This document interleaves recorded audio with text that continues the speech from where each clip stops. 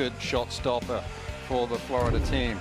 For Tennessee, they'll play a 3-5-2. They'll be excited to see Mackenzie George up top. She's a wonderful player.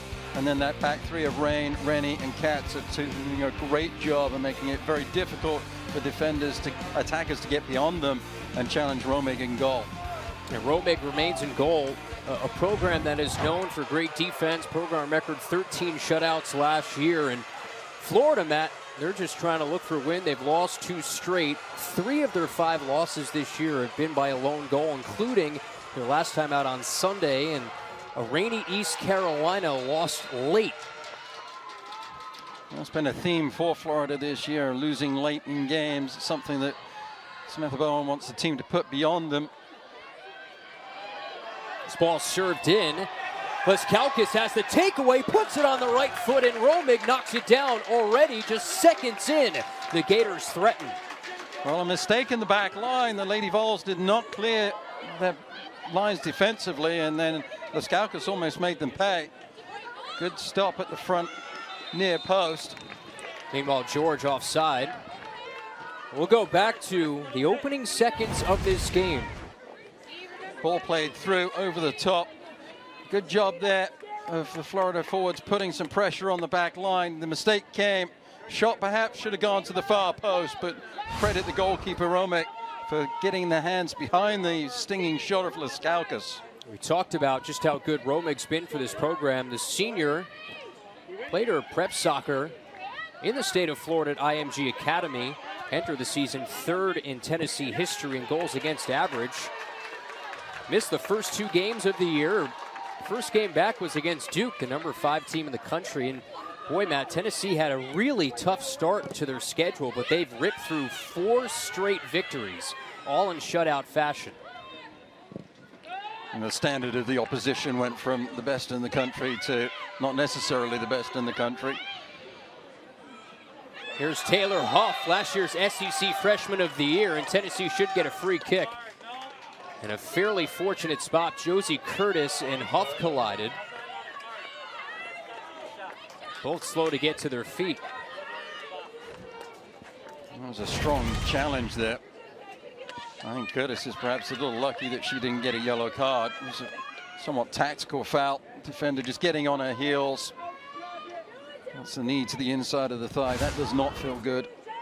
So this is a great opportunity for the Lady Vols to challenge Goldberg in net. 4 players stood around the ball discussing what's going to happen. Alexa Goldberg seeing another start in net as the Florida goalkeeper. Free kick here for Tennessee. Taylor Huff drives it. Just too tall a frame with the right foot. Cleverly trying to bend that one around the wall, but as she made contact with the soccer ball, kind of stopped the follow through of the striking leg, the right foot. Didn't curl the big toe around the ball to get the ball on target, so she'll be disappointed with that effort. Taylor Huff already has 3 goals this year, 13 for her young career, had 10 goals in her debut season as a freshman. That's part of the 10 starters that returned from last year's SEC Tournament Championship squad. The only difference is their head coach has not returned. Brian Penske, who we saw here in Gainesville a few weeks ago, now the head coach of the reigning national champion Florida State Seminoles. And what a job he did for a decade on Rocky Top. And now it's Joe Kurt, who was an assistant for 15 seasons, first under Angela Kelly, then Brian Penske, who got the call up to be the head coach. They did their national search when Brian Penske left, and they decided that their best option was right in-house. Well, Joe Kurt has been a very good servant of the program over the last decade or so, and very deserving of the promotion. Here's Abby Burdett, the Lynch of the midfield, the linchpin, and as De Leon knocks it down, Tennessee still claims it. Already Florida have made a tactical change. Leskalkis has moved back into the midfield.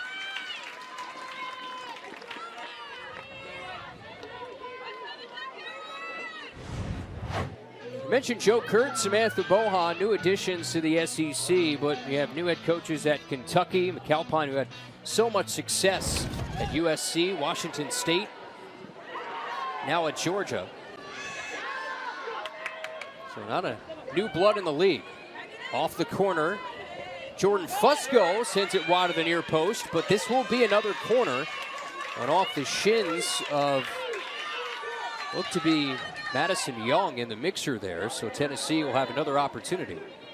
Well, great job there of Fusco to commit the defender and then cut back against the grain, take the shot. Florida not doing a good job of getting the ball out of the danger area. Ball lobbed in the 6-yard box, punched out towards Maria Nelson. Now Burdette lobs across back post, too tall of Thomas, tries to claim it as Goldberg got knocked down, just trying to get Thomas off her spot. And the Gators will clear.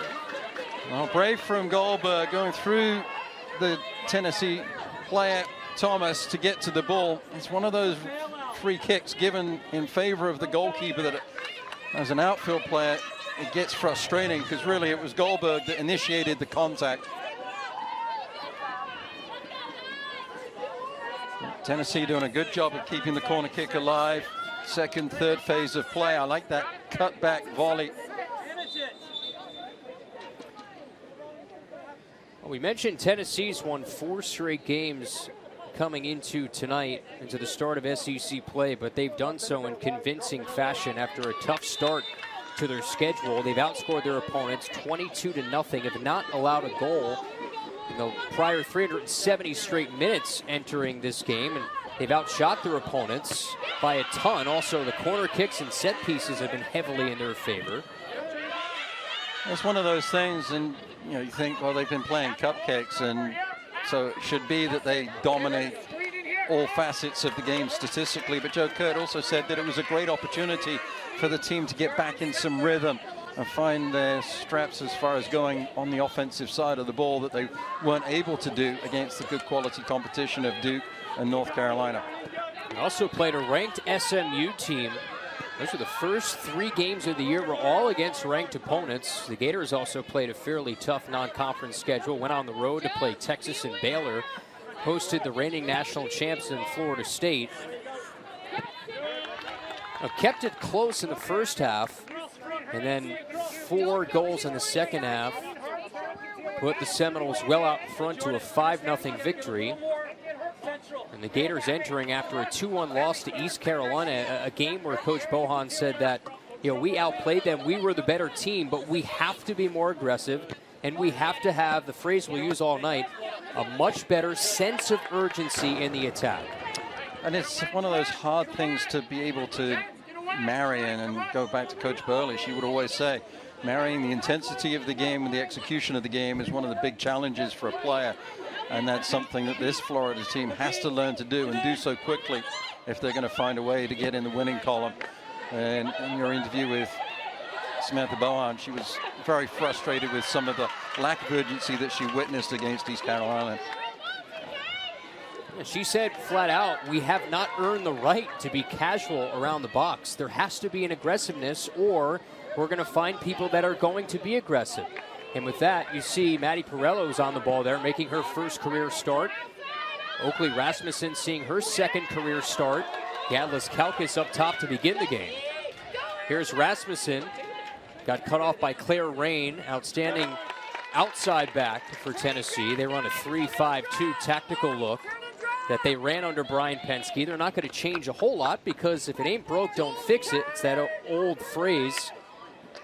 And Joe Kurt, for so many years under Brian Penske, it was a collaborative effort. Brian Penske just didn't take over everything on his own. He relied on his assistant coaches. So, Joe Kurt had a lot of situations where he was the one helping with a lot of the crucial decisions, especially tactically. Well, you have to, as a head coach, you have to delegate. That's why you hire the assistants to help you with the process. And there's so much that goes into the game of soccer these days that one person cannot do it. And so Joe Kurt was there doing the research, getting the information, passing it on to Coach Penske, and then together they would work in practice to get the job done. And over the last decade, we've seen a really good Lady Volunteers soccer team develop and blossom.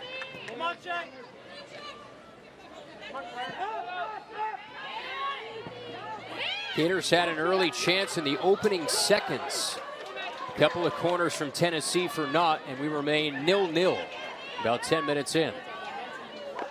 Erica Roberts racing towards the touchline. She has track star speed.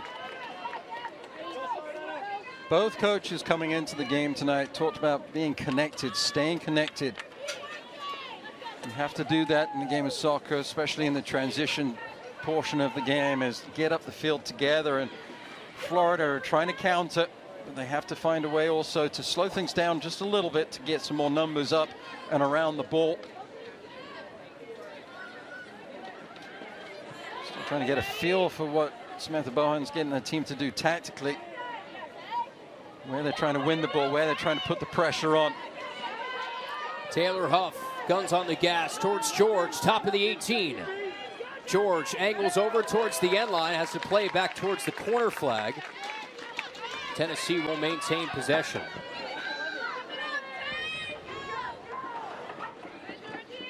George so strong on the ball, sends it in front. Thomas near the 6-yard box.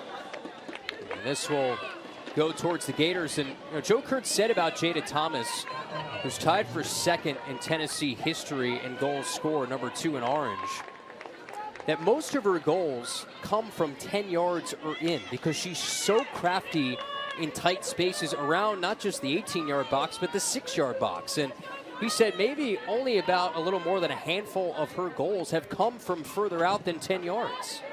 And it just speaks that she has that goal scorer's mentality, the poaching instinct that you need. And we haven't seen it yet, but I'm sure we shall, is her movement in and around the box just to create a little bit of space is one of the best in the league, if not the country.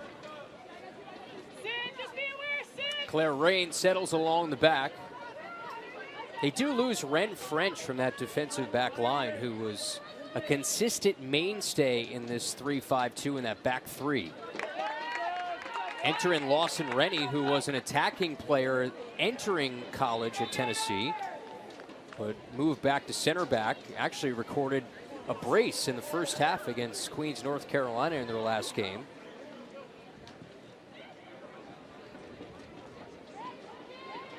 Kennedy can't get around Nelson, and there's a shove there. This will be a free kick. Well, frustration there from Kennedy, but you can't push your opposition in the middle of the back. I did ask the question whether Tennessee would play a similar style out of the back as FSU. They do slightly, but rather than the defenders then committing the forwards and then dribbling the ball forwards to then distribute long, the defenders of Tennessee will stay home a little bit more, try and find the midfielders of the like of Huff, who then are able to dribble the ball, committing the defenders and putting the back four of Florida under pressure. And when you examine just the back four this year, that's been fairly consistent for Coach Bohan. The rest has changed. How do you think that group's played this year? Very well. You have DeLeon played a lot of minutes there last year. Young played a lot of minutes at outside back to close the season.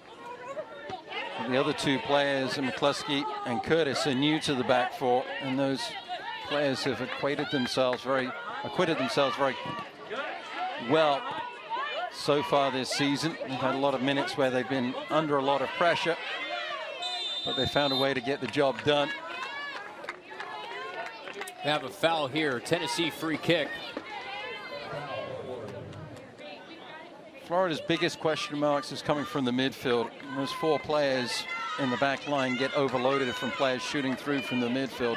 That makes it very difficult for the back four to defend. So it's the midfielders that have to step up their game to help out the defensive unit and Goldberg. No, Cam Hall will come off the bench tonight, not starting in the midfield. Tara Katz plays it in. That skitters over the end line for a goal kick. Tennessee has Alabama coming up, who's one of, I would guess you say, one of the surprises in the league right now. They're going to be a top 10 team when the next rankings come out. They just shut out South Carolina, who was number 5 in the country, 2-0 last night in their home field. Had a really good environment. Had a good win over a ranked Clemson team earlier in the year. So good on Wes Hart. We've had the chance to do some of their games, and he's a good guy and has done a really good job kind of, I don't know, maybe laying out the blueprint for Florida that things can turn around. Because for the Gators, last couple of years, it's been a slog just trying to get winning results in the SEC, and Alabama's done a good job of certainly turning that program around. And it is a slog to get winning results in the SEC, and as you say, Wes Hart's done a great job. They had a good season last year as well. So, not necessarily an upstart result, but certainly as a good result going into South Carolina and going against South Carolina and winning that game. We know that the Gamecocks are always difficult to break down defensively. That's such a great result there to start SEC play. Standings haven't been updated yet because games are ongoing this evening. This is a standalone week, so just one game on the weekend for all of these teams to start the new season. Tonight, you have a total of 5 games going on around the conference. Here's Jada Thomas, slips it through, can't connect with Mackenzie George. The two talented forwards at the top of this tactical look for Joe Kurt.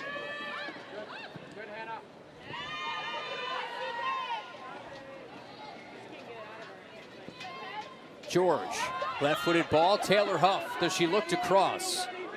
Huff does cross towards the back post. Knocked back towards the top of the 18. Got to be some communication there. Roberts had the opportunity to clear out. He didn't hear a shout of get the ball out of the danger area. Huff wrestling to the end line. Stops on a dime, a left-footed cross towards Thomas. Knocks it down, eludes her foot, and Tozzle slides it towards that touchline. Well, there was the first evidence of Thomas's movement in and around the box. Little jog to the near post, commits the defender in that direction, and then just glides towards the back post. She was anticipating a trailing runner with the touchdown with the right boot, but the trailing runner was not there. Ball served in, back to Alexa Goldberg. I've seen Taylor Huff a couple of crosses from her, and Coach Kurt said that that is where she's developed the most, having more touches, more touch on those services into the box. That's why you get players like Jada Thomas and Mackenzie George that adds to their success when you have great balls being served in. Well, Huff has the ability to do things in different ways too. And I know in the last game she picked a ball up at the beginning of the middle third for Tennessee and dribbled it all the way into the box, and her shot created a scoring opportunity for the Lady Vols. But then we also saw that she can anticipate the pass here against Florida, get into the space, win it easily, and then gets out wide, puts a good ball in that almost created a great opportunity for Tennessee to score the first tonight. 3 shots for the Lady Vols, just 1 for the Gators. That came in the opening seconds, was a save from Lindsay Romig on the near post. Perello tries to turn. Goes out wide, and it goes wide of Kennedy. Right idea, wrong execution. Florida had created an overload on the near sideline. If that ball had been passed behind the defender into some space, Kennedy would have had a head of steam to attack the byline and serve a good ball in. We take a look at the top 25 teams by conference. The top 2, as you'd imagine, ACC with 6 teams, the SEC with 5. Both of those numbers can go up at season's end. Thomas in the box, plays it through. George to the right foot inside the post. And just like that, Big Orange is on top.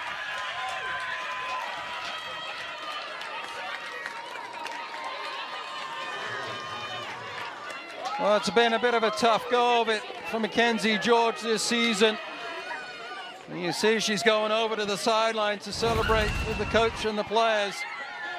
Well worked goal. Jada Thomas commits the defender, forces the error, stands up De Leon, knows there's going to be an overload, picks out George, and George knows what to do from the top of the box. Lovely control with the right foot. Power and placement with the inside of the right peg. And Goldberg guesses the right direction, but doesn't have the strength of hand to put it around the post.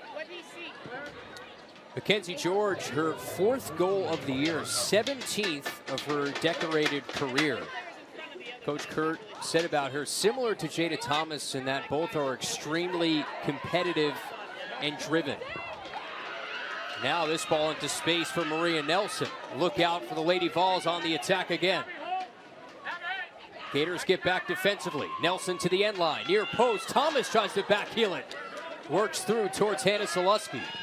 Gators do clear, and that's why Jada Thomas is so good around that 6-yard box. She just kind of hangs out in there and almost backheeled one into the back of the net. A little flair in imagination like that from Thomas. Gators are on their heels at the moment. The game has opened up. The connection has gone for the Gators. The track meet favors the Lady Volunteers. Kennedy, does she have an alleyway for a shot? Takes an extra touch with a right foot, worms through. Rennie clears. Poor clearance from Tennessee, and Florida still claims it. Tozzo from distance, paddled away. Almost the equalizer from Delaney Tozzo. Gators will get a corner. Well, it's the response that Samantha Bowen wants from her team, some urgency. It was almost the perfect response on 2 great opportunities. Credit the goalkeeper for the saves. Kennedy gets the ball out wide, patient in the build-up, commits the defender, and then through traffic hits the ball. Goalkeeper does really well down to get down quickly. And then this one, the goalkeeper saw late, and it was well saved. Going to her left, off of the effort from Talzell. The ensuing corner kick, though, was wasted by the Gators. Los Calcas tried to serve it in. Gators went short on the corner kick, and Los Calcas just served it over the end line. So the difference right now, a 19th minute goal from Mackenzie George. And while things look like they swayed completely in Tennessee's favor momentum-wise, the Gators showing some life. Well, Joe Kurt seems to have told Soluski and Nelson to stay wider in their attacking midfield roles. And in doing so, they're stretching out the back 4 of Florida, making it very difficult for those players to stay connected. So Kennedy on the near sideline is having to pick her poison. Do I go with Huff or do I go with Nelson? And as they're starting their runs for so deep, she cannot pass those players on to one of the defenders. Lawson Rennie will take the free kick for Tennessee.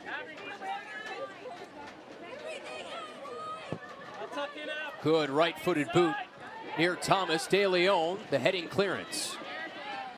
Burdette. Now Fusco tries to turn it upfield, and the offside flag was up. One thing that Florida do need to do, Kyle, is improve their effort at clearing the ball off of set pieces. They do a fairly good job of winning the first ball, but when that second ball is just dangling around the top of the 18, there is not a decisive decision made to get the ball out of the danger area, be it for a throw-in or just pumping the ball upfield so that the Gators can get their shape defensively. George so strong on the ball. Plays it out wide. Thomas couldn't get on the other end of that. And does that go to, does there need to be more maybe vocal communication in that during those clearance on set piece opportunities? Does it come down to communication or just, you know, physical ability sometimes to just clearing it? Well, I think it's communication helps, but the other thing is that as a player, you got to go with the old adage sometimes of if in doubt, kick it out. Now, these are great players that can play in tight spaces, but you know, if you don't have a white shirt to play the ball to, kick it out of bounds and let your white shirts get in some sort of defensive shape so that you can make things go better defensively. You don't want to have to face second, third, fourth phase of play from set pieces. Foul on Tennessee here on Jordan Fusco. Gator free kick. Tennessee in the last 4 and change games have outscored their opponents now 23-0 after that George goal. They have a program record 4 straight wins by 4 or more goals in the final deficit. That's never happened before in Tennessee history. They won 20 games last year, a program record, to just 3 losses. Fell in the Sweet 16 to Michigan. You get the sense with all that's returning, Matt, this is a legitimate national championship contender that right now is not ranked in the top 25 in the latest poll. They certainly could be. They've got some things that need to be developed and put right. Some of that connection. Some pieces need to step up beyond Huff, George, and Thomas. If they can solve that puzzle, I think you're absolutely right. They would be a contender in the national picture. Kennedy does clear, so if in doubt, she does kick it out. And Tennessee will throw it in. And part of the reason they're not ranked is because of their tough schedule. They had an 0-1-2 start to the season. They had a 2-0 lead on number 5 Duke, and they lost that game 3-2. And SMU was a game where they finished in a tying result, but Coach Kurtz said they outplayed them for 90 minutes. And then North Carolina to start the season is tough. You don't necessarily know what you're going to get out of your team to start the season. They lost 3-0 to begin the year. Well, it's always difficult when you're going up against the legend that is North Carolina. And they just reload pretty much every year, and we were witness to a very good North Carolina team last season here in Gainesville, which just completely dominated the Gators. When you look at those two teams, FSU and UNC, Duke, you have 6 teams from the ACC in the rankings, 5 from the SEC, but the ACC for me is still the ranking. Thomas was inside the area, couldn't get it to that right foot. Gators do clear. And the ACC for me is the ranking conference in the country as far as depth of team. The SEC has made its claim for that moniker in recent years, but again, you look at Tennessee. They went out in the Sweet 16 last year. They've got to find a way to take that next step, which is something that the SEC as a whole is missing. You've had South Carolina have had some success, made it to the College Cup. Meanwhile, Olivia Gonzalez comes in coming off the bench. Maddie Perello saw her first career start tonight, goes to the bench. Gators get some fresh legs. First substitution on either side. 19th minute goal from Mackenzie George is our difference right now. Gators' issue not necessarily has it been the first half. It's been coming out of the locker room with an intensity, or at least matching their opponent's intensity in the latter 45 minutes. They've almost been doubled up in goals scored in the second half this year. Tatum O'Coin, freshman, also comes on. Erica Roberts will head to the bench.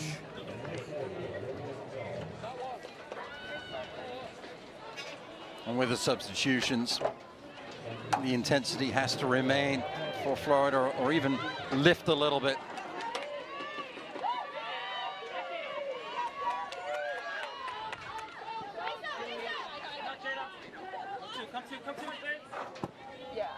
Claudia DiPasupal is in for Tennessee. She's at that left outside back position. So there is a change for Tennessee.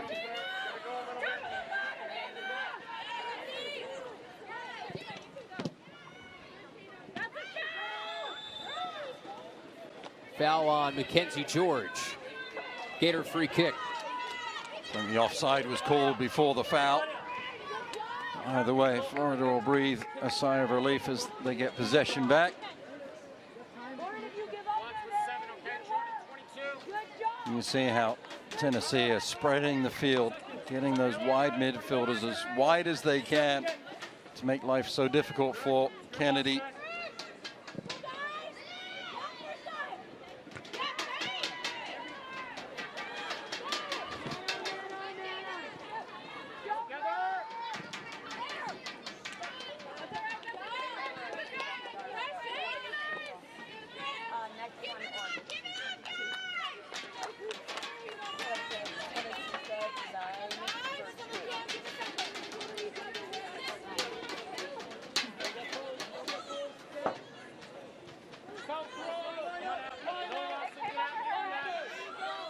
Here's DiPasupul. George back to frame. Two great attacking forwards, Thomas and George, both outstanding with their back to goal. Well, George just gets so low. And I love the way she just puts her arms out, so it's impossible for the defenders to get around it. Gets low. Backside out, strong, low center of gravity. Great example for young players who play that position, how to receive a ball as an attacking forward. Well done by Anna De Leon. It goes out for a goal kick. It was tussling with Mackenzie George. Both went down in a heap.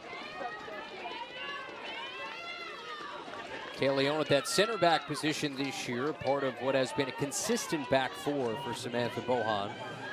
Meanwhile, Cameron Simmons is in. Jada Thomas comes out. Cameron Simmons played for the Jamaican national team a couple weeks ago, along with her teammate Giselle Washington.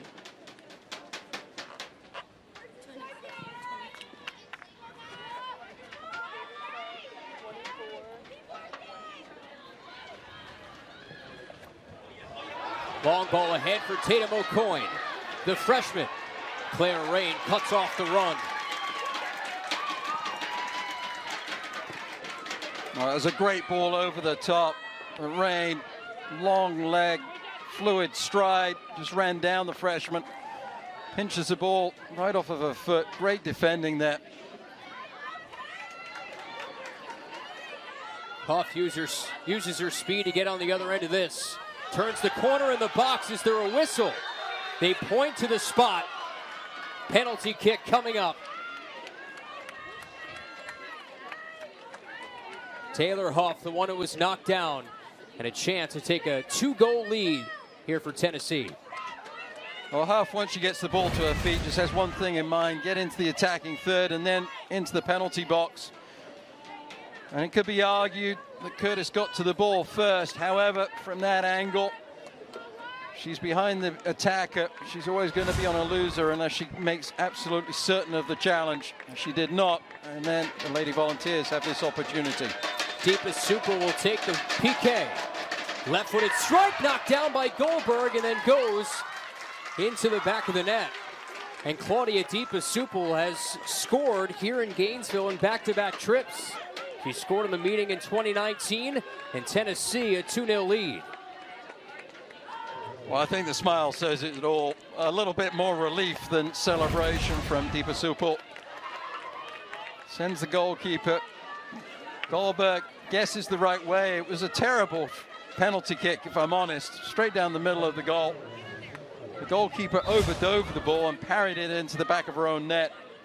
DiPasupul knows that she was fortunate that that one tickled the twine.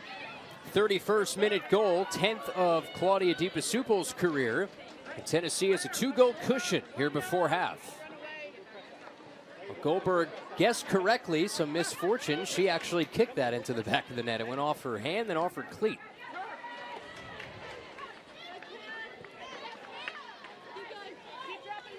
But credit Tennessee, they've continued their onslaught of pressure that finally led to their second goal on that penalty kick. Laskauskas. Gonzalez back to frame. They cannot break down this back three. Well, it's a good move from Laskauskas, and she wrong-footed the defender for a moment. I'd like to see her take the shot. See George, her 4th goal of the year. First on the season for DiPasupul, the senior from Upper Saddle River, New Jersey. Went to Northern Highlands High School.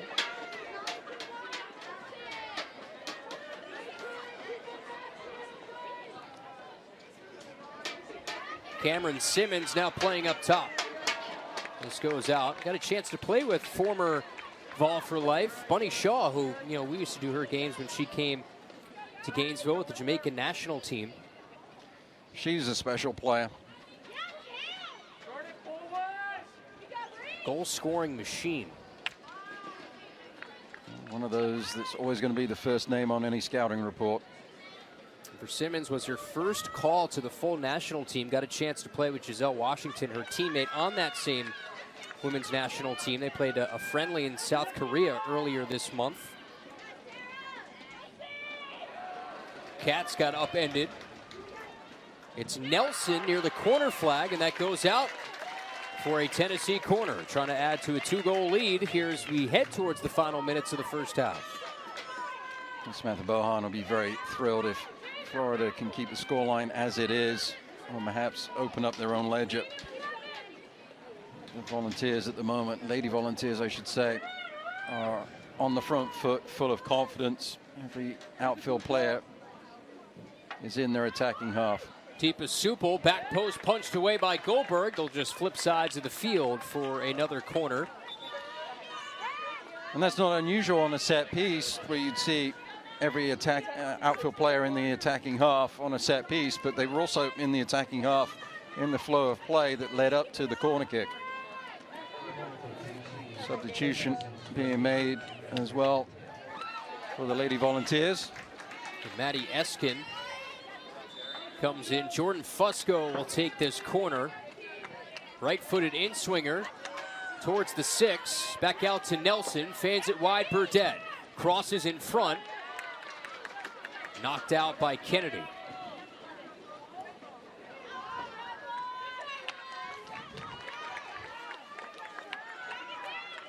Looking at the Florida players as the ball's played out, the Gators trying to get their shape, but not enough communication, nobody looking around, trying to find players that may or may not be open. Florida just seemed to have eyes for the ball only, and in the end, they then react to the ball rather than anticipate where it might be going by reading the movement of the opposition.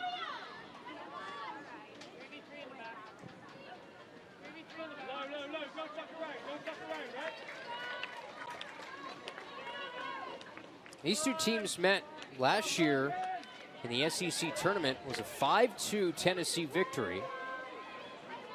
Taylor Huff trying to take a shot from distance, deflects wide and sent over the bar. Goldberg got a hand on it, it looked like on first glance, or did she?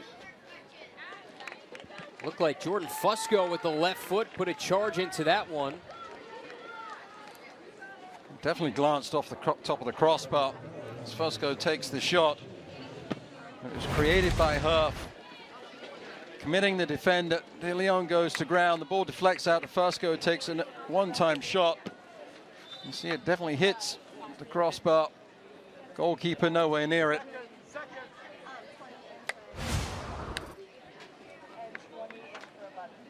This is one of those moments that players need that moment with their coach. That little moment of coaching as you come off.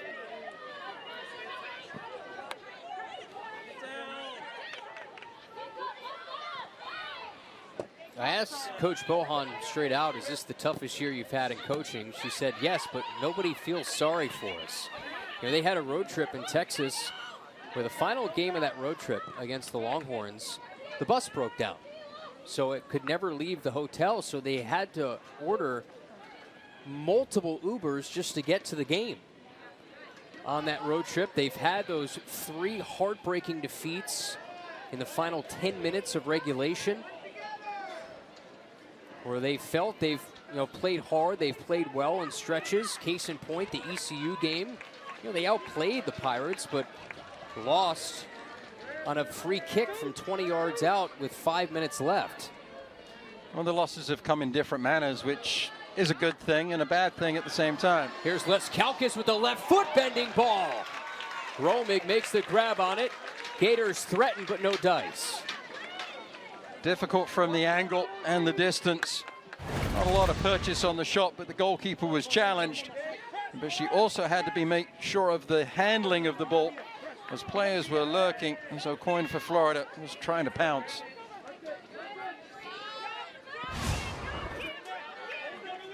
That's the one thing for the Gators.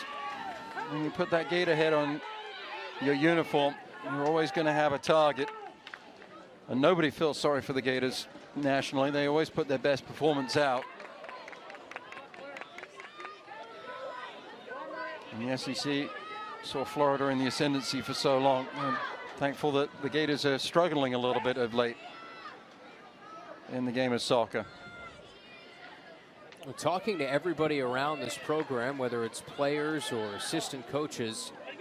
They feel they have the right person in charge with the right temperament, the right plan, the right idea for a culture in Samantha Bohan. There's no doubt about that for everybody on this team. They've continued to train hard, even though the results have not been there. But Coach Bohan has said it's about transitioning the efforts in training to the games. That aggressiveness in training to the actual games. That is yet to happen.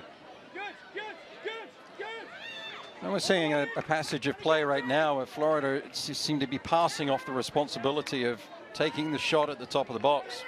The only player that has done so is Laskauskas. Everybody else, they have the urgency, I think, that the coach is looking for, but they don't have the desire to take the responsibility themselves. They want to pass it off, looking for the perfect opening. And against a team of the quality of Tennessee, that's not going to happen.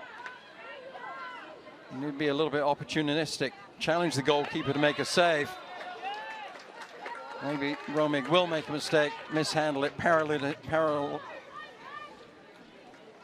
the ball into the path of an on-rushing attacker.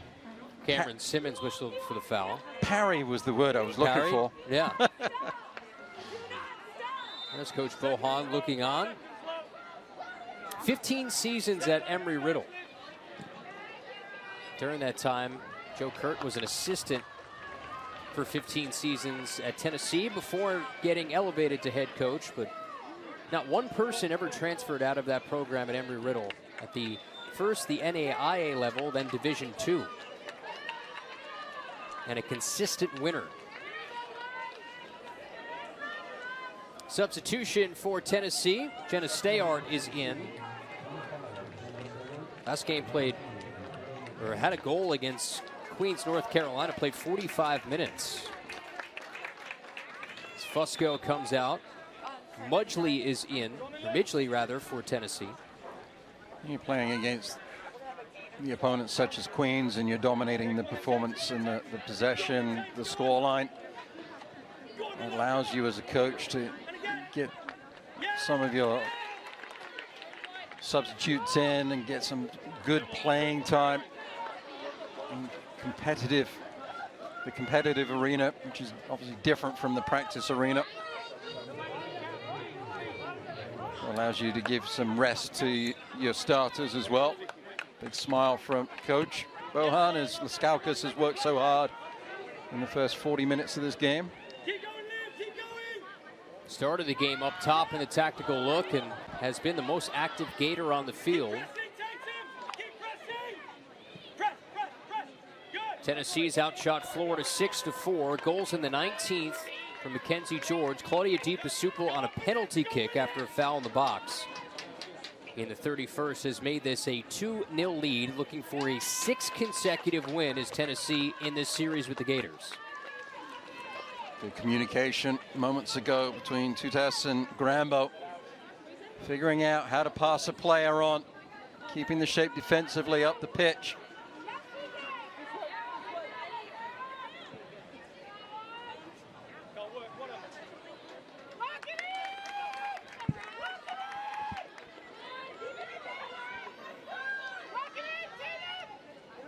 Do see some Tennessee orange in the crowd as well, right in front of us. So a grouping of Vol fans tailgating before the game. I don't know if you knew this, Matt, but the first 100 students get free popcorn. I was thinking about enrolling just for this game, just so I can get the free popcorn. I'm glad you didn't. Oh, there's the popcorn. Maybe it's not just students. Maybe it's just first 100 fans that enter in. Just have to take this SEC Network polo off and show that I'm a fan coming to the game and get free popcorn. Popcorn's not one of those things that I enjoy on the palate. It's not one of the snack foods I go to. I don't mind it. We have a foul here. Has to be yellow or just a talking to here for Cam Hall. She's not doing much listening. Looking down, I see Mr. and Mrs. Dowd in the crowd. Their daughter Emily played for Tennessee. Mr. and Mrs. Shaw may be down there as well. Their daughter Emily Shaw played for Tennessee as well. And the house divided. Players go to Tennessee, but the parents are diehard Gator fans.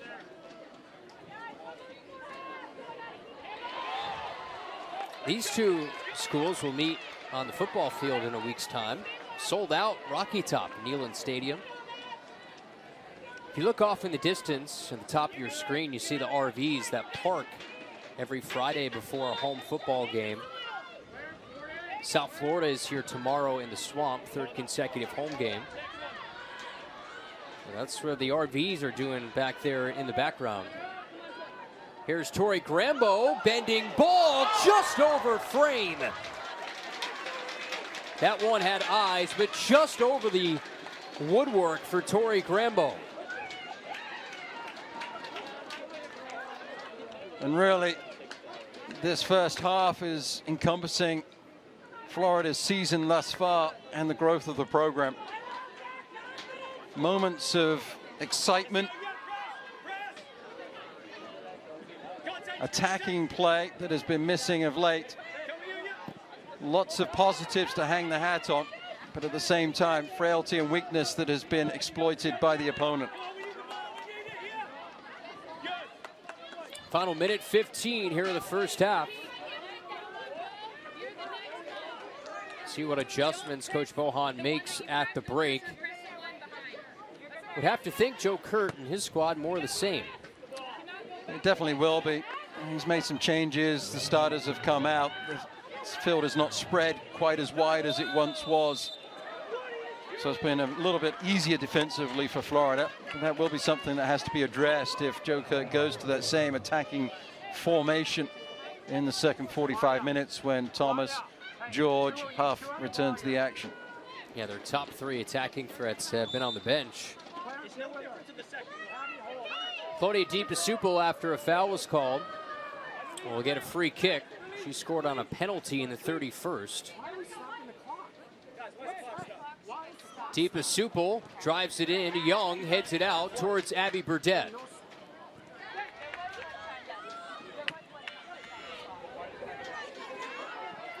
Probably here on our microphones, Joe Kurt and his staff trying to get an explanation as to why the game clock was stopped during that free kick. Gonzalez lets it play through, stumbles a bit. Just like all throughout this half, that back three standing strong. Foul here on Tennessee. You look at the scoreboard and 6 shots to Tennessee, 5 shots to Florida. The goalkeeper has been challenged at both ends. Gonzalez wanted a whistle, was knocked down in the box. Burdett will clear in the final seconds, wane away here in the first half. Coach Bohan and the Gators trying to make adjustments. Tennessee right now in the driver's seat. A 2-goal lead in game 1 of SEC play. Well, I think Coach Bohan, the frustration continues. The performance is good. The results aren't coming. And somehow, some way, Florida have to find a way to put the ball into the back of the net to challenge the Lady Volunteers. Joe Kurt and his squad will be very happy going into the locker room with the 2-goal advantage and some good play on both ends of the pitch. So Tennessee, the preseason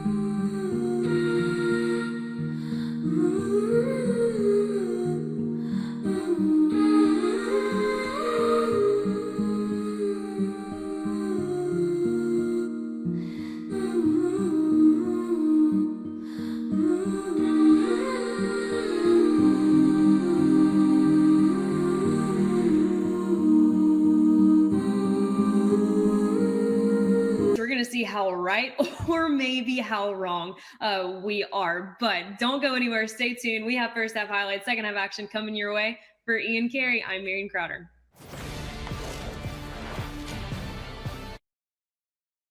Grammarly adds confidence so you don't undermine your message, and offers rewrites so your ideas come through clearly. Try Grammarly today at Grammarly.com. It started. One of my jobs is to be a big show-off. There's a bond that can't be broken.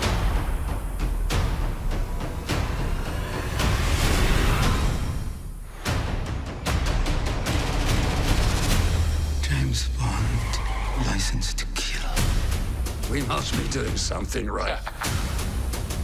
Add Epix with Xfinity for only $5.99 per month. To order, say Epix on demand into your Xfinity voice remote. Tennessee is 3-1 this year when leading at the half. The Gators 0-2 when trailing at the break. Lady Vols a 2-0 lead in the SEC opener tonight between the Lady Vols and the Gators. Well, to let you know how we got to this point, starting in the 19th minute for Tennessee, look at Mackenzie George, Matt, getting it done. She's a wonderful finish, takes the ball on the right foot with beautiful control across her body, and then picks the place in the net. Really nicely done. Off of the assist from Jada Thomas. And then Deepa Supal was a little bit fortunate on the penalty kick.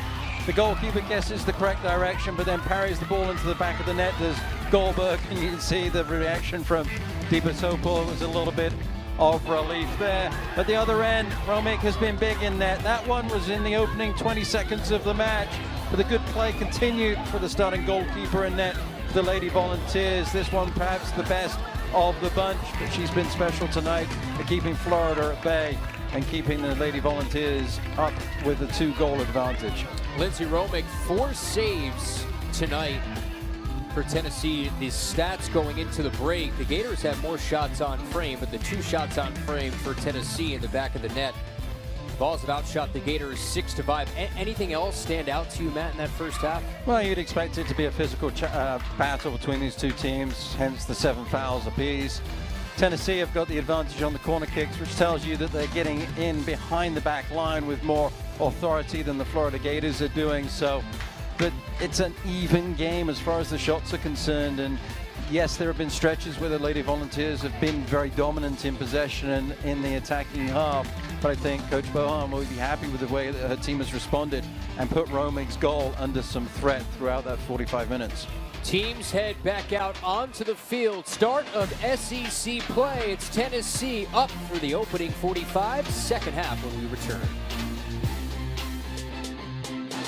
I think we should explore a few solutions. Grammarly's suggestions catch when your tone might undermine your message, and it offers suggestions to make you sound more confident. Let's explore a few solutions. Try Grammarly today at Grammarly.com.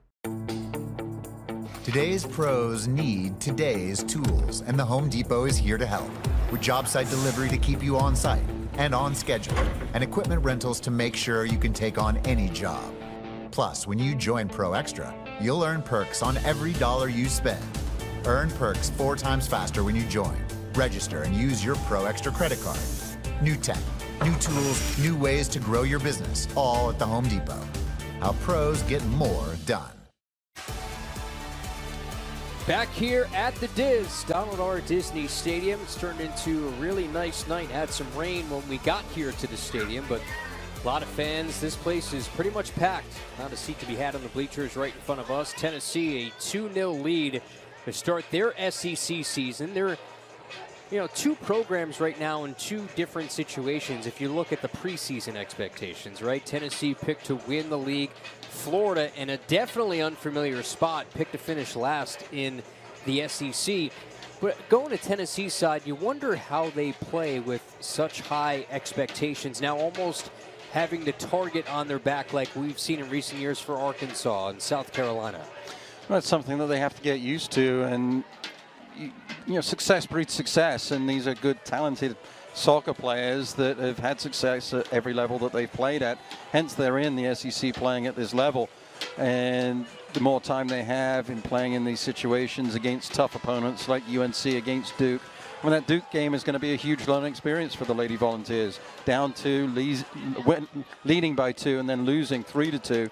That's a huge learning curve for the Lady Volunteers, and I guarantee you that that will not happen again this season for this squad. And that's going to also be very important going into postseason, because it's those moments, those mistakes that you cannot let happen if you are going to go further than the last 16.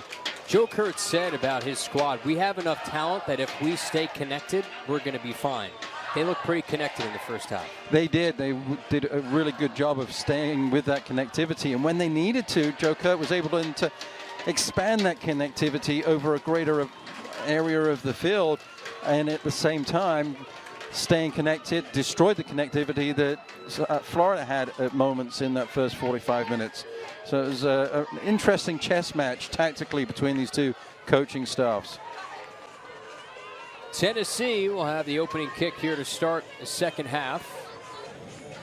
Jordan Fusco will send it into play, and we are underway. Some changes to the Gators to start the second half. Tori Grambo, Tatum O'Coin remain out, so Ashley Tudis also is out there. There's definitely some changes for Samantha Bohan coming out of the locker room than what we saw to start the game. Olivia Gonzalez starts up top. Claudia Deepa-Supel is on the field for Tennessee to begin the half. She scored on the penalty kick. Looks like the rest of it will remain the same from what we saw to start the game. Samantha Bohan, historically this season, has gone back to the players, if she's like what they're doing, gone back to the players that finished the first half, liking them to start the second half.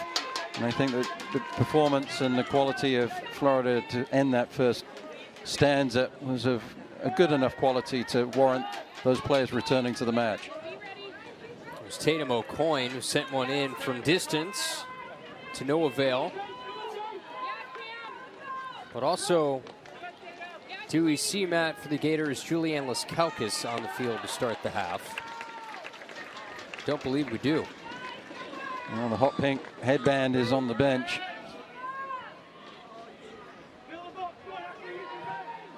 McCluskey parachutes one across the header from Grambo. She got knocked down. Burdette couldn't clear. Tudis still with possession in the box. Operates to the end line, sends it near post, and Romig corrals it. Did well to get to the end line, but that ball then has to be driven low across the box towards the top of the 6-yard area. Allow the attackers then to run onto the ball and not allow the goalkeeper, who's listed at 6 feet tall, the opportunity to rise highest and corral the ball. Romig with 4 first-half saves. Last year led the league in goals against average and shutouts. Ball sent across towards Gonzalez. It was O'Coin that drilled it across. Now Cam Hall. Miscommunication with Gonzalez. It's the Gators who almost struck in the opening seconds of the first half. Curtis, and it's Romig again.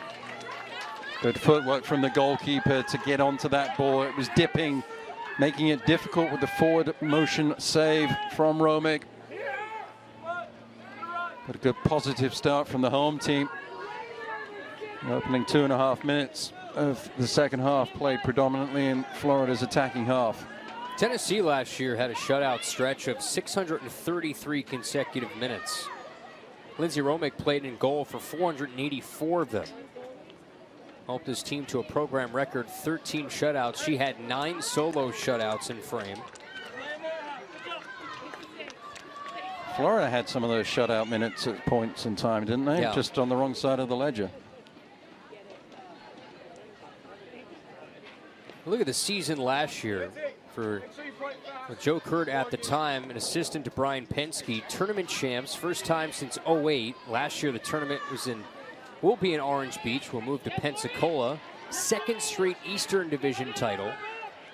Program record 20 wins, a Sweet 16 berth. And lose 1 starter from that team. Expectations remain high when you look at those statistics and the fact that you only lose one player. But prior to the FSU game, you had the opportunity to speak to Brian Pensky, and he said, even if I was still at Tennessee, it would be a brand new team. It's always a brand new team every year. And that's what the preseason is about, is finding out what you've got. And sometimes the players don't put the fitness in that you would expect them to, or they put more of the fitness in than you expect them to. Yeah, and that's a good point. Brian Pensky didn't buy into the whole returning starter stuff because there's, mindsets change, injuries happen. There's different variables that change what a team looks like on paper to start the year. That's why preseason polls and expectations usually get laughed at season's end. Ball in the box. Curtis retreats to play it deeper in her own end. Looks to clear.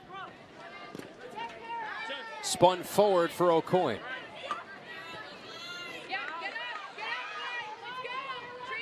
Gators look to get forward. McCluskey from the back line.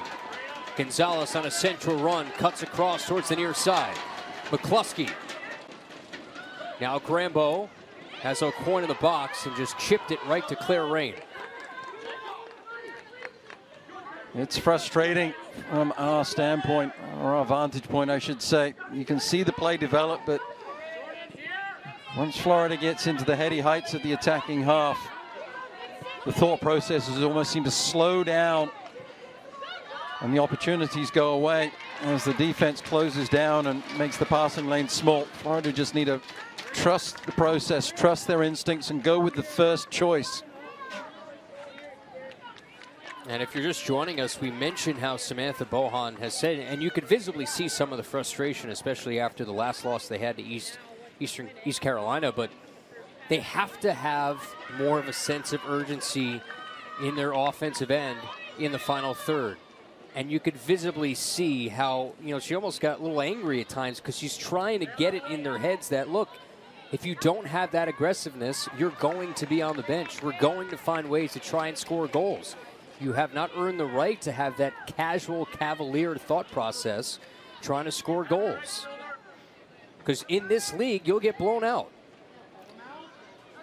And they do the hard work. They're getting up the pitch. They're taking care of business in the first 2/3 of the field. But once they get into that attacking third, somebody has to take the responsibility, have their urgency to threaten the goal. They did so on 4 occasions in the first 45 minutes. Got to do so and continue to do so in the second half. And what's the worst that's going to happen? You force the goalkeeper into a save, or you concede a goal kick. If you put it over the crossbar or wide of net, still you'd be able to keep yourself in good defensive shape.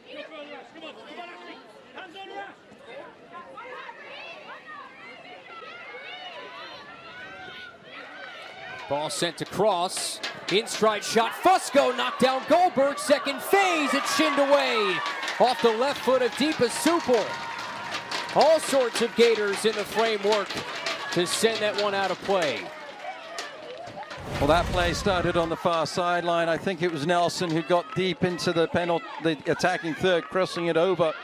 And Goldberg did really well. It was unconventional with the feet, but that's why you do the plyometrics in practice. She gets up quickly and makes another kick save, concedes the corner kick, but Goldberg doing a fantastic job on that occasion. The header from Lawson Rennie. Abby Burdette chips across back post, charging in. There was contact in the box. Deepa Supal almost giving the Vols their second penalty kick of the match. There was no whistle. Well, Gonzalez and Deepa Supal just riding each other's hip, trying to win the ball. Deepa Supal trying to sell the penalty kick. I think the right decision was to keep the whistle in the pocket there. From our referee, Jonathan Wiener, in the middle tonight.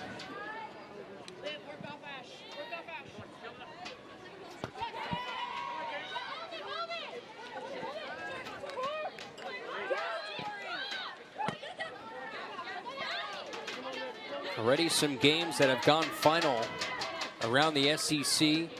So last night, Alabama upset South Carolina. What was a top 15 game, but Alabama certainly is now on the national radar with Wes Hart and Tuscaloosa. Ole Miss, who's a top 15 team, they edge past Kentucky 2-1. Auburn losing to Missouri, got shut out in Como. An interesting result to this point, at least through 36 minutes. Arkansas trailing Mississippi State 1-0. And Georgia in front of A&M just early in that one.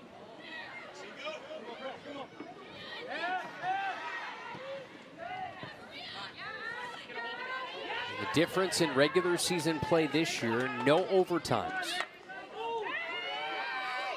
So you play 90 minutes and you play to whatever result is there. Postseason, that changes. Here's Cam Hall trailing the play.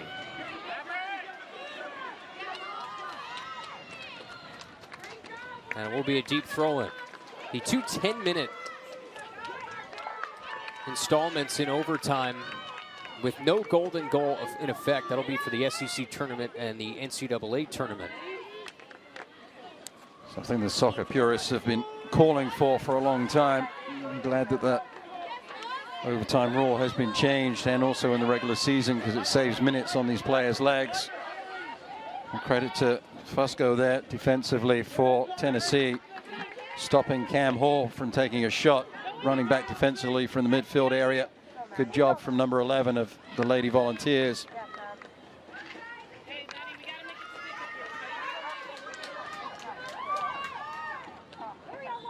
Goals for the Vols in the 19th and the 31st.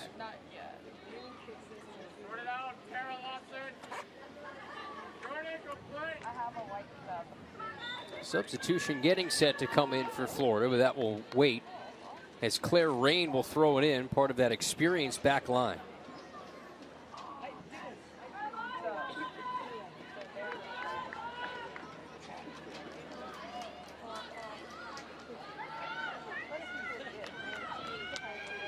Tennessee enters tonight 8th nationally in goal score. They averaged about 11.5 shots on frame. That's 4th nationally.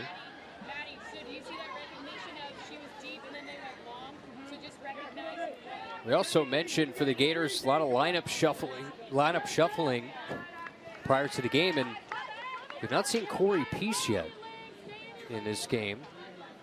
Usually he's been a mainstay in the starting lineup.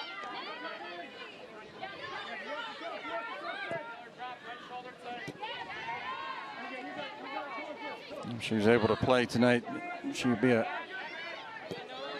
difficult player for Tennessee because she has the ability to stretch the field.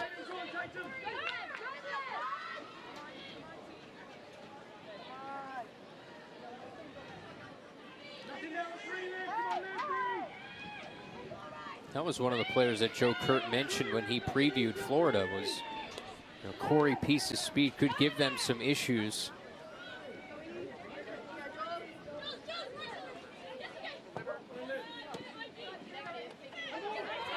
Almost great work there from Florida defensively.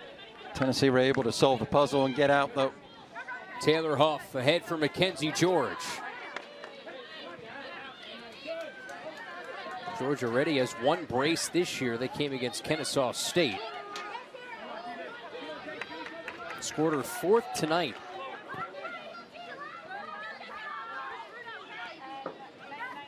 Such clever use of the body and the arms to shield the defenders off the ball. You see as she received that pass, she's wrapping the arm around the defender.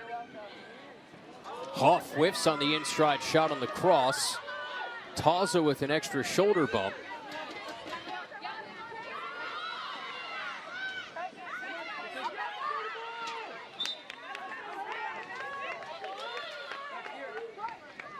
So the ball went over the sideline, thrown to Florida, and the substitutions oncoming. Maddie Perello, who started the game, will take out Olivia Gonzalez. Erica Roberts comes back in. Tatum O'Coin take a seat, as well. The foul here on the throw-in. That'll be the foul. Tara Katz.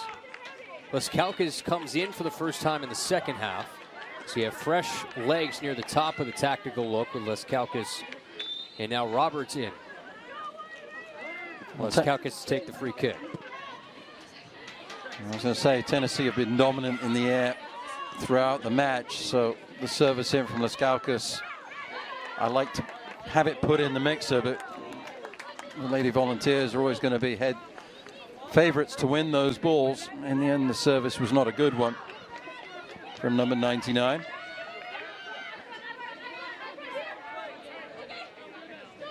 Kokert has continued to spread the field.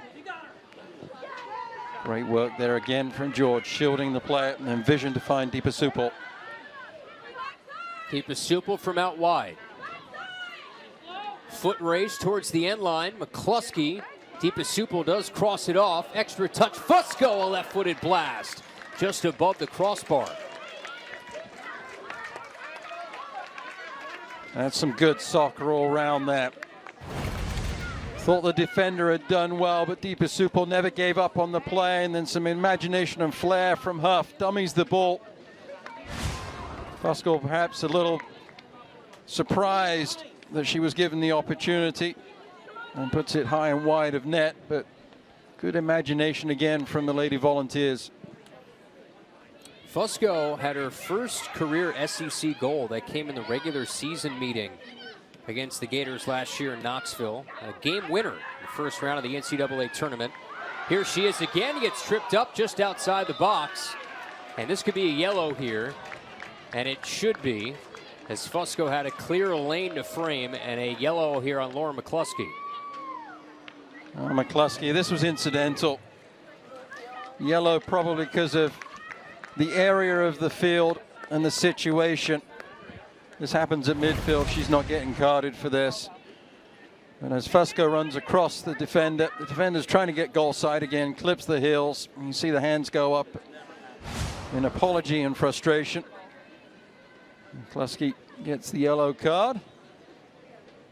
Tennessee get another great goal scoring opportunity. Again, the four players surround the ball. Let's see if they do a better job on this attempt than they did in the first. It was around this distance that ECU had their game winner against the Gators on Sunday. Burdette, right-footed bender, and a lunging grab from Alexa Goldberg.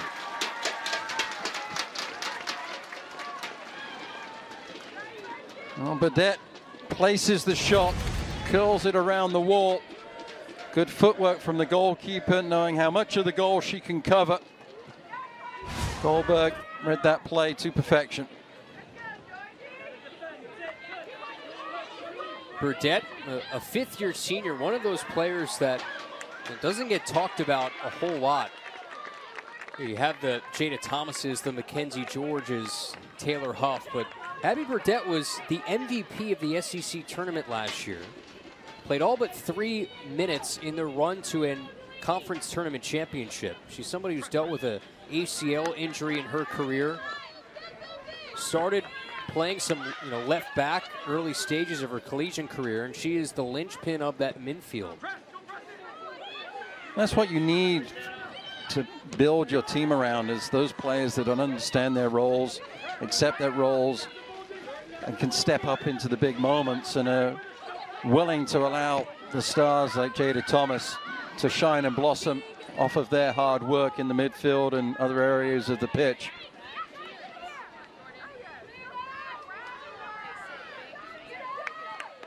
Here's Burdette. Played wide and out of play. Just smart play there from Burdette. I mean, yes, it came to naught, but just trailing the play, making sure that she had angle of support, position, makes herself available. Just wasn't able to connect the final piece. Sid Kennedy is in. Ashley Tudis is out. Well, Coach Bohan going with a different 10 in terms of field players to start the second half.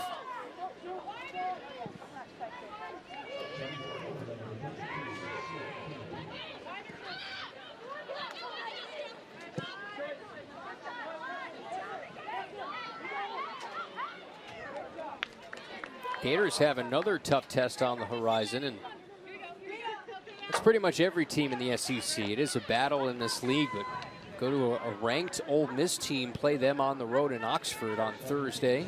Cameron Simmons, member of the full Jamaican national team, is in for Jada Thomas. who's 1 goal away from standing alone in second place in career goals in Tennessee history. She's 10 from tying the top spot as a junior. The top spot held by Kylie Rossi, who played with the Vols from 05 to 08, had 43 career goals. Thomas scored 25 combined goals her first 2 years at Rocky Top, and she scored in 6 straight games, so that streak is on the line for Jada Thomas. She'll be a little frustrated she hasn't scored tonight, and credit to the Florida Gators that they've kept her off of the score sheet. Looking, she doesn't even have a shot recorded in this game, although of note she does have an assist, which is as good as a goal.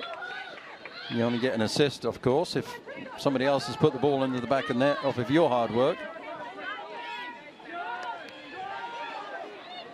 And that, of course, was Mackenzie George on Tennessee's first effort. Here's Kennedy. Weaves one through. Roberts had a late jump to it.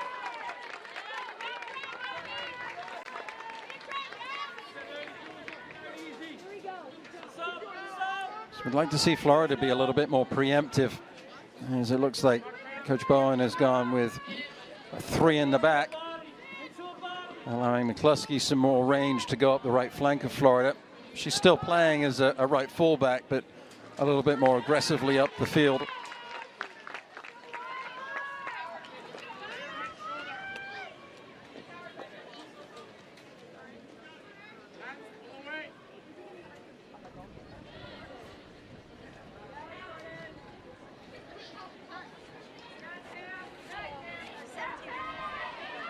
Extra touch. George undercut by Tozel. There's the whistle. We get a yellow here for Tozel. Well, that's the wrong decision, I'm afraid, Mr. Wiener. That ball was won fair and square. Maybe in today's game, players won't get away with it, but for me, that was a good, clean challenge. We'll see as she comes in. Ball is won first. Played out by Tozel, but that goes to ground. The referee quick to blow. Free kick. Deep to Supel. Chips it with the left foot. Goldberg out, makes the grab on it. And she's slow to get up. Took a hard spill. Well, as quick as the first whistle was, he was slow on the second whistle, and the advantage of a punted ball is now a place kick. Referee stopping play, and a little questionably so, I think.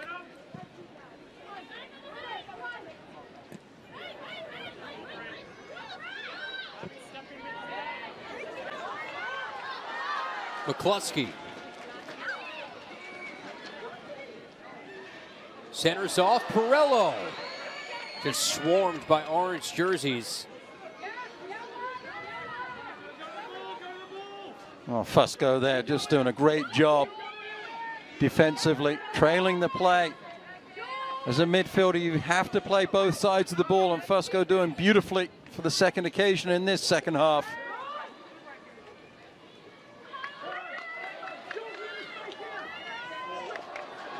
Perello again. Moves it to center. Left-footed blast knocked down, and Claire Rain rolls it out. Curtis keeps it in. It's too many touches in the box. Perello does really well to wrong foot the defender. Then the extra touch just allows the defender to recover and block the shot. Again, the hard work done by Florida. Gone begging because they don't have the confidence in their own ability to pull the trigger and put the pressure on the goalkeeper.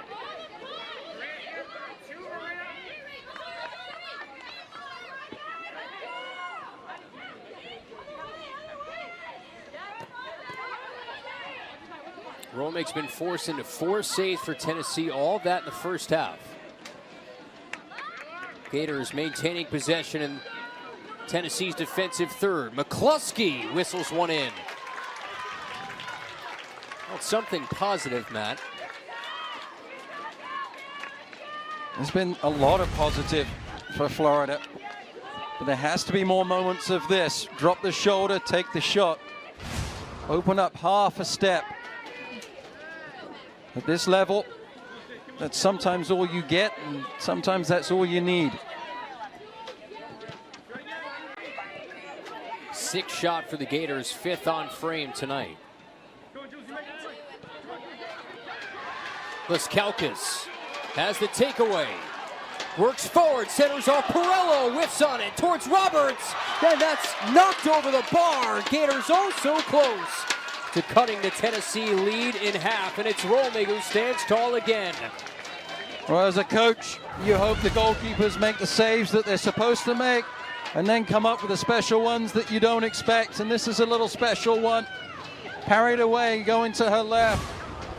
Perello just whiffs on the opportunity, and Roberts comes in as the trailing player. Almost finding a way to cut the lead in half for the Gators. There's energy on the bench. There's energy on the field. Can they find a way to put the ball in the back of the net with that energy? Jenna Chatterton in for Tennessee. Nelson is out. Corner sent in towards the spot. The header on frame, knocked in front, backheel flick, and put home. The Gators are on the board. Maddie Perello, first of her career.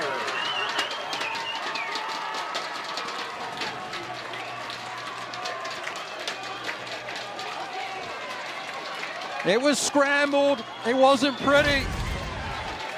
And this time it was the Lady Volunteers that didn't clear the danger off of the set piece. A beautiful service in. Header up first by Florida, drops to the feet of Perello. She stays with it. Lovely first touch, deflected effort. And sometimes you're lucky, sometimes you're good, and sometimes you're both on the same play. And you get your rewards when you put the defense under some pressure. Good job by Florida. Can they keep the momentum going? Goal in the 70th minute. Gators were knocking on the door consistently.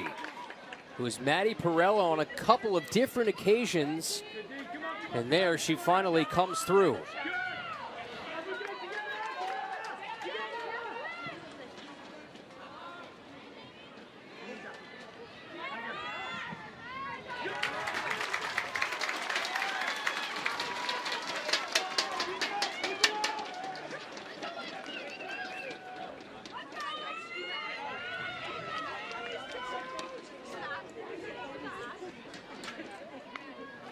Here's the scoring summary. Perello in the 70th minute.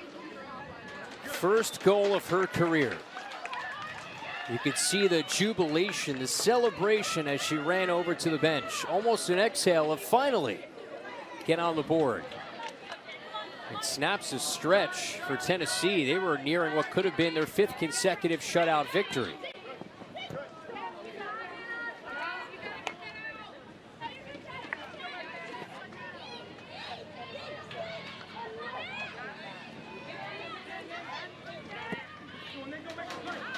And the Gators equalize. Finally, some loud volume from this crowd that's almost a sellout tonight here at the Diz. Something to cheer about. McCluskey drops that shoulder.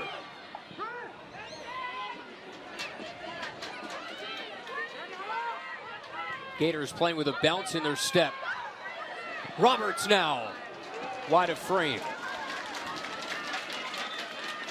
Well, that's what I've been begging for on this opportunity, though. It was a little bit of a wasted effort from Roberts, but why not? Confidence is high at the moment for Florida. They've had the Lady Volunteers on their heels. And the head coach of Tennessee goes back to the trusted Jada Thomas as Joe Kurt puts his star forward back in the fray. Things starting to get interesting here on night 1 of SEC play.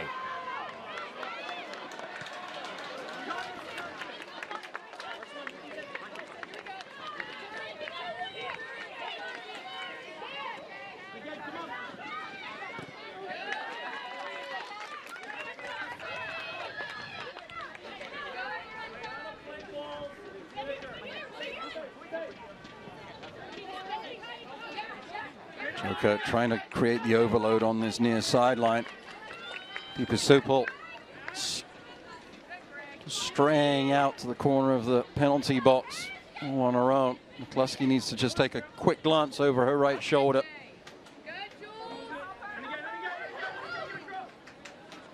Thomas, so dangerous inside the area, flicks it over the bar. And there's the half step that players of quality need to take opportunities. Finds a way to just get some space away from the defender. Nice touch to create the angle for the shot, just falling away from target. On this occasion, did not test Goldberg, but that is the first shot that Jada Thomas has taken in this game, I believe. And that just shows how little space and time she needs to try and get one near frame, as we'll have a foul called on Florida's Oakley Rasmussen. Free kick for Tennessee.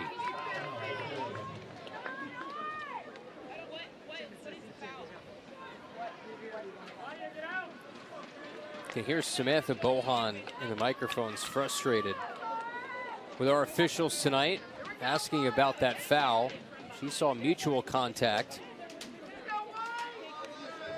And I love the placement of our effects, Mike, because you're able to hear the conversations of the coaches and what they're asking the players to do. And also, sometimes you get those conversations with the fourth official. That's our buddy Hank back here in the booth, who sets up all those microphones that you hear in our great audio mixer back in the control room. Nikki doing a great job tonight. So you can hear all the sounds, conversations on the field. A lot of moving parts to all this. We have a great crew that gets it all done. Great work defensively in the right back position, as Roberts was trying to get around the outside defender there.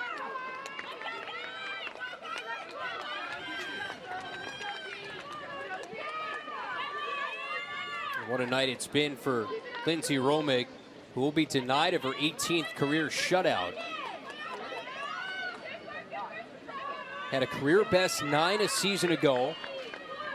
Returns for her senior season. One of the best goalkeepers in Tennessee history.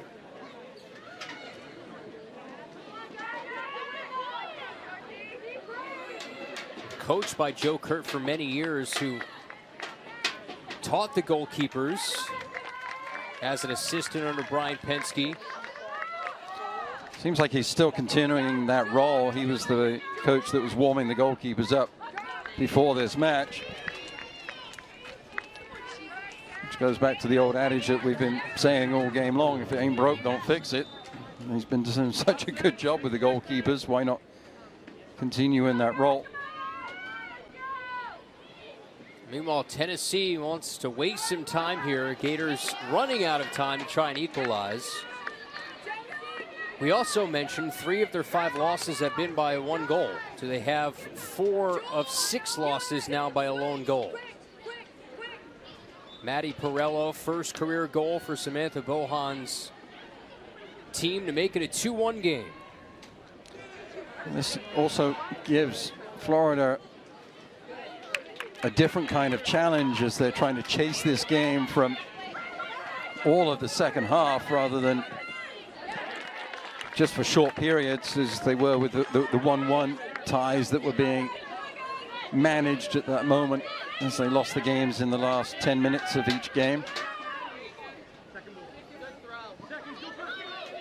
As this game has opened up, credit to the back lines of DeLeon, Young, Curtis of limiting some of the efforts from Tennessee.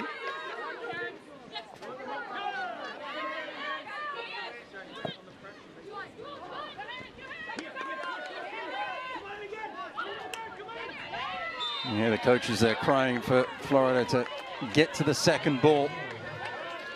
The most threatening of balls played forward by DeLeon. At that point, Florida then have to find a way to get on the end of the second part of the possession.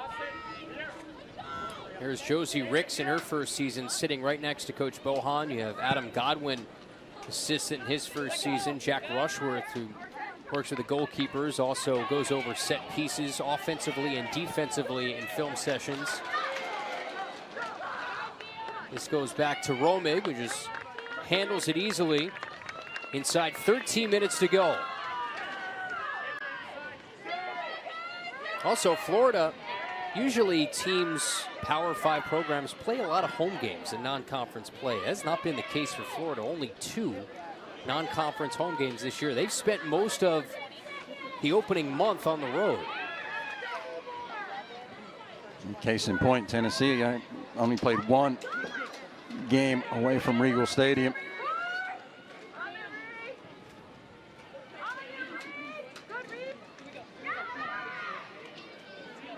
And that was against North Carolina.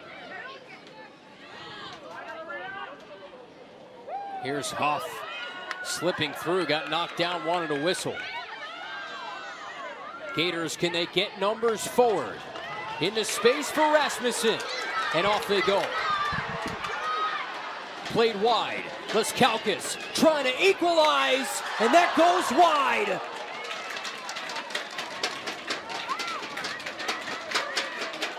Well, Florida were fortunate not to concede a free kick at the other end and nearly turned that good fortune into even more at the other end of the pitch on a great counterattack. I thought the ball should have been delivered a little bit earlier out wide than it was.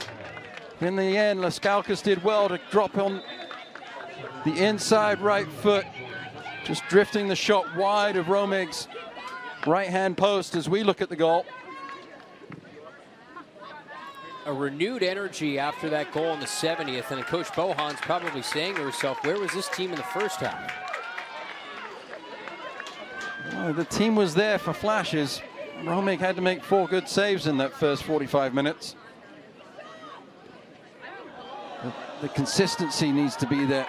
The urgency and the consistency. How about that individual effort from Cam Hall to earn a corner? Flicks it over the defender, gets it down to the corner flag, and sets up a set piece with 10.5 to go. They go short to Tazel. McCluskey. Kennedy now circles around Thomas, sent in and rolls along the line, but Perello plays it out.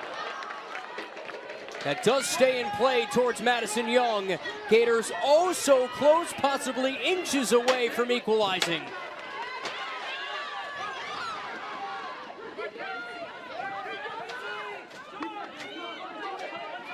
Florida just not framing the goal off of the Kennedy shot. Romig, her first mistake, didn't save that ball cleanly. But there was nobody in there in white and blue to pounce.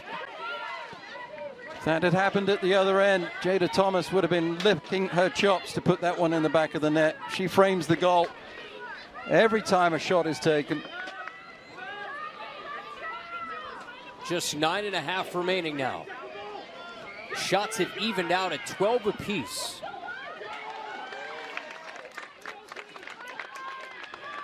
Let's go back to that last scoring threat, Matt, for the Gators. Well, the goalkeeper does really well. Ball through traffic, gets down quickly to her left. And no reaction from the Florida players.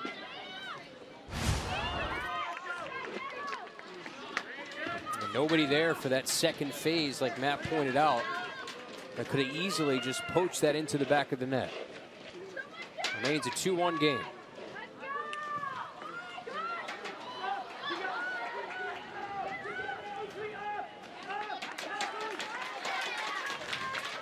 Gators still have it in their attacking end. Will throw in.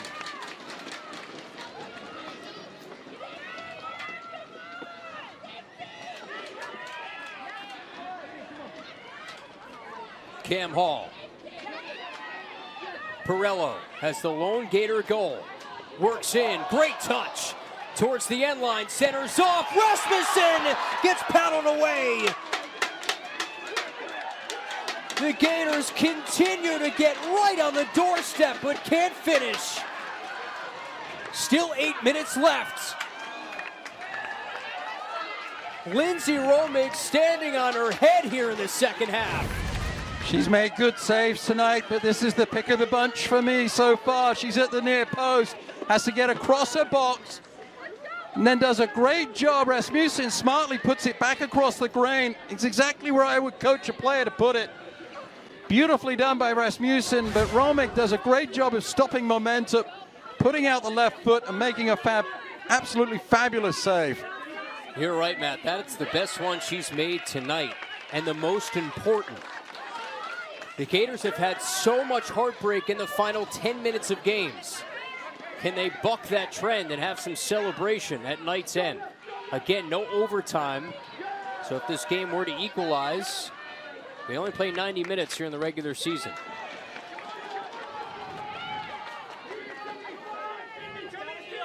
It will be interesting to see how Tennessee manages this game down the stretch. We talked how they had a two-goal advantage against Duke, which they lost and conceded a 3-2 defeat. How can they manage this game? Will they find a way to stretch out the advantage to 2 again? George caught by Goldberg. Gators will have to work with some tempo here. Over 6.5 to go. Well, Goldberg may not get credited for a save on that one. It may have been counted as a cross, but it was important. Thomas was lurking. And even if it was counted as a save on a shot, it was important there was no mistake from Goldberg in net. Couple of substitutions at the table. Grambo and Tudis still have to wait.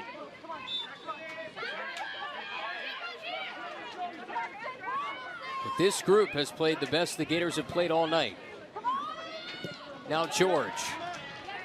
Blocked back to Fusco.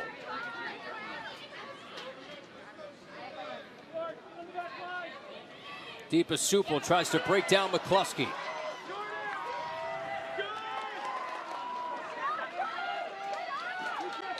Good play from both players. Patience from McCluskey.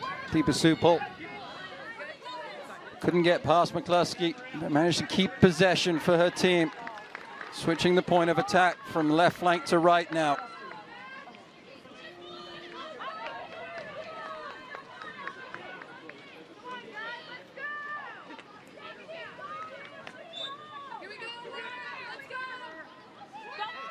Can Tennessee put this game away on the road? Tara Katz earns a corner. Somebody's quick. They might get a souvenir. And that one deflected over into the car park. It actually set off a car alarm, I believe. I know it's not Lights mine. flashing.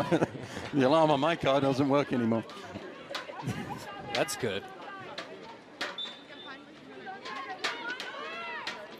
Gators have only lost 4 SEC home openers in their program's history. Their last loss in 2018 to Vanderbilt.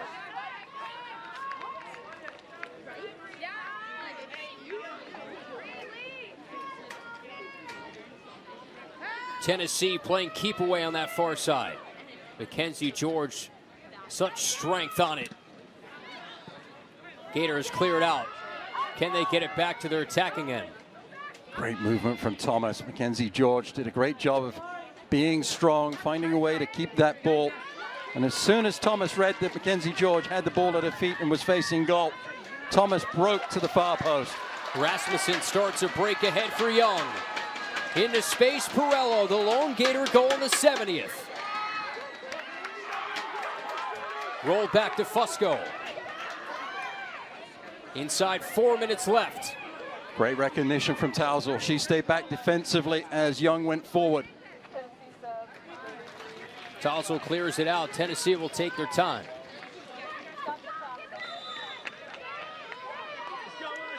Substitution timeout. Grambo and Tudis in. Laskaukis and Kennedy come out.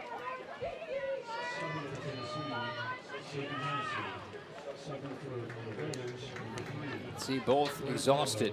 Great shifts tonight for 2 leaders of this group. Sydney Hennessy is in. Claudia Deepa Supel out. Both goals for the Lady Vols in the first half, the 19th and the 31st. The PK from Deepasupo right now is the difference in the 31st minute. Thomas playing keep away. Great work from Thomas. Almost gave possession away cheaply, but Jo Kurt said she is very competitive, does not like losing 1v1 battles, and we saw an example of it right there.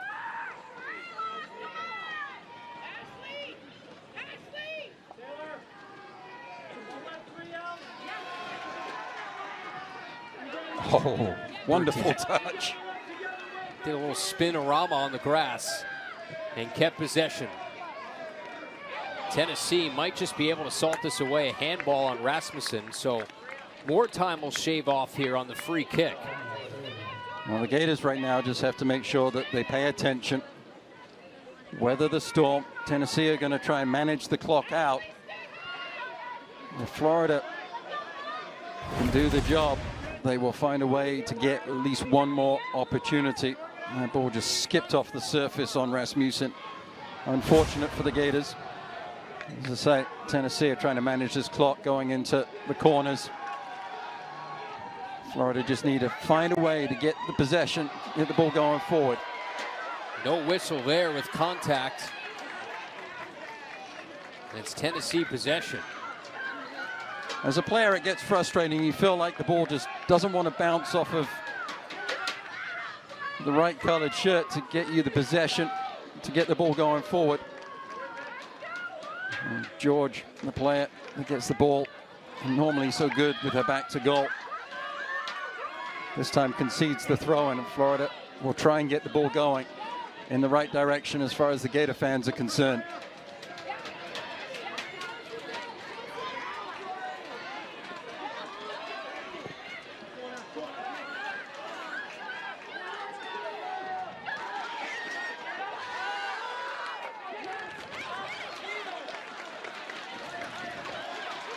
Florida's last breath.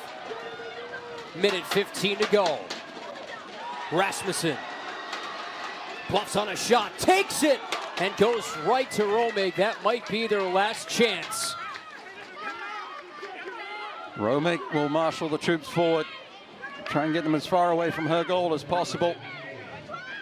Another good save, this one easily made. Good footwork from Romig.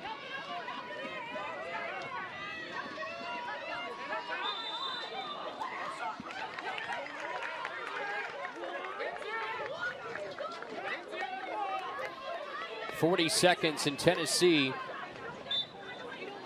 Looks like they might get off to a 1-0 league start. Preseason favorites got all they could ask for on the road in this second half. Gators in the final 20 minutes of this game kicked it into another gear.